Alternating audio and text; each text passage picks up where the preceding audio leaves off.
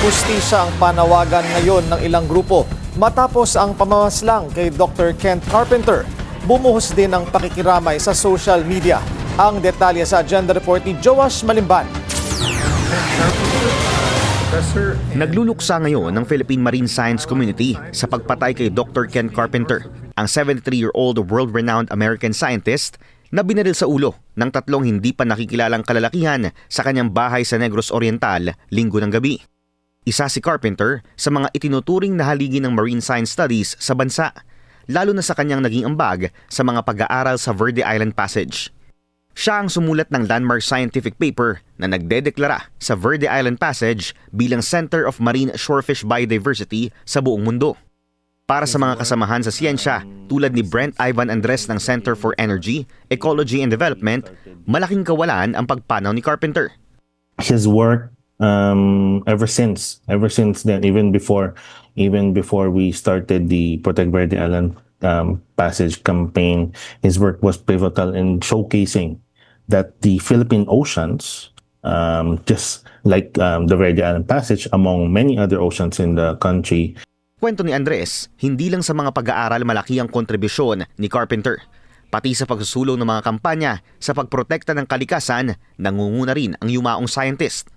He was actually interested in joining efforts of the Protect Verde Island Passage campaign network, especially in the duration of the oil spill that happened in Oriental Mindoro. It was a massive oil spill, and we reached out to Dr. Kent to provide us insight, to provide us support to the campaign that we were pushing at that time. And like I said, he did not hesitate at all.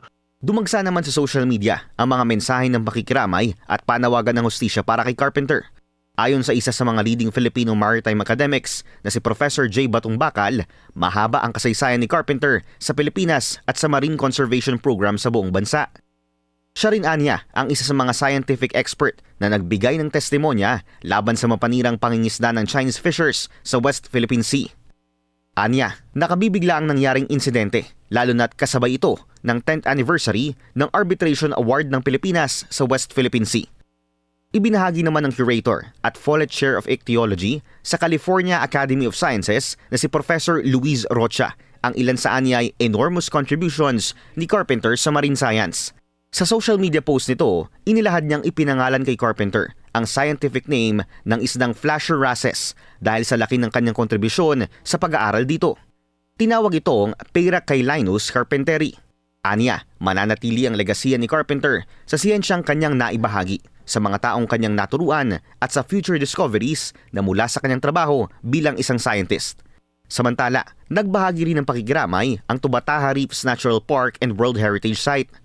Anila, mula 2018, ibinigay ni Carpenter ang kanyang oras sa park at sa pagtuturo ng kahalagahan nito dahil sa kanyang pagmamahal sa Tubataha. Ayon sa Protect Verde Island Passage Group, bukod sa pagiging akademiko, isang kilalang environmental defender si Carpenter.